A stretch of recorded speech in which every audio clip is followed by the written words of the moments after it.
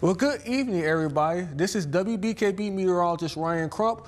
I hope you all having a good evening so far. I hope you all staying dry as well. I hope you're enjoying the upper 50s and lower 60s, which is above average for this time of the year.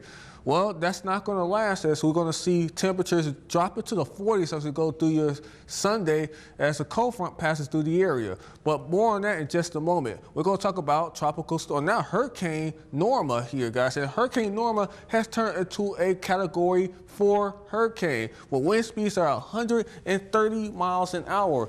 Pressure's at 946 millibars, and it's moving at the north at 7 miles an hour. It's expected to hit the Baja cities by the end of this weekend to early next week, and of course move through Mexico. Even some of the moisture is expected to move into parts of Albuquerque, New Mexico. Parts of Arizona can be ruled out of it, and of course northwest Texas. So, and rainfall amounts are pretty impressive. Well, some areas could be picking up as much as 8 inches of rain out of this hurricane once it moves inland. So again, we're expecting a lot of rain out of this, and of course this was unexpected because Hurricane Norma was not expected to get this powerful. It was expected to be a Category 2 storm yesterday, but now it's intensified into a Category 4 storm. So it's made its presence known in some of the areas, especially Baja Islands is definitely going to get hit with this hurricane. We have another tropical storm out there. We talked about this one, Tammy.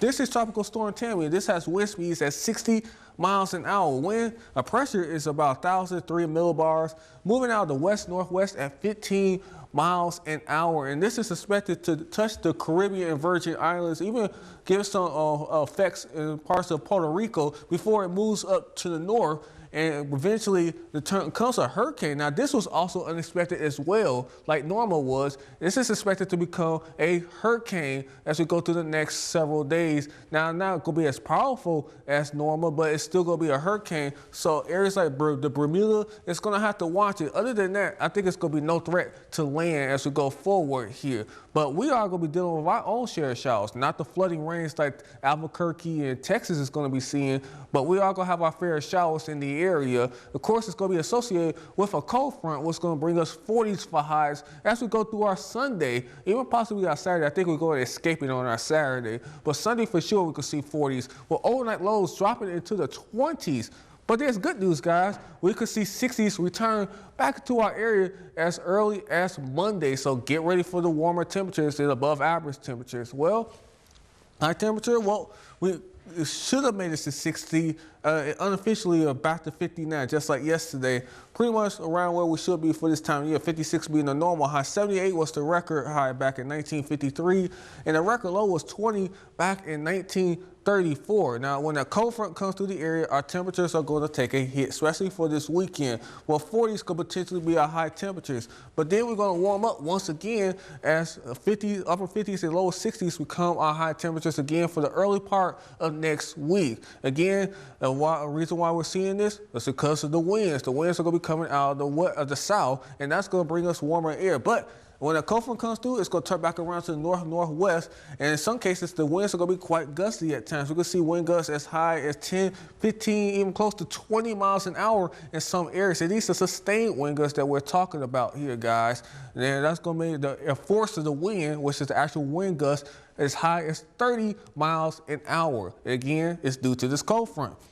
Well, we had this cold front that's going to move through the area. That's the first cold front. But then we had the second cold front that's going to move in, and that's going to bring us some lake-enhanced rain showers into the area. Again, with the water temperatures being warm from the summer, and then the cooler air and the winds blowing that cooler air over those waters, that means that we're going to have some lake effect rain showers. Now, some areas to our north is going to see some snow out of it with colder air blowing over those lake effect waters, and that's going to bring them lake effect snow. Not for us, though. We're going to remain just all rain in our area. And of course, you see that here throughout the next, pretty much throughout the day on Friday. We can see rain chances pretty much at any point. So keep that umbrella in handy if you are going to school, work, or just going out and just running errands in general. But it's going to stick around until at least the end of Saturday, where we're going to clear out, and we're going to see some sunshine on our Sunday. So yes, definitely welcome. But it's going to be cool on Sunday. Temperatures are only going to be in the 40s. Well, tonight we're going to see our chances of showers in the area. Patchy fog cannot be ruled out as winds will begin to die down as we go to the overnight hours.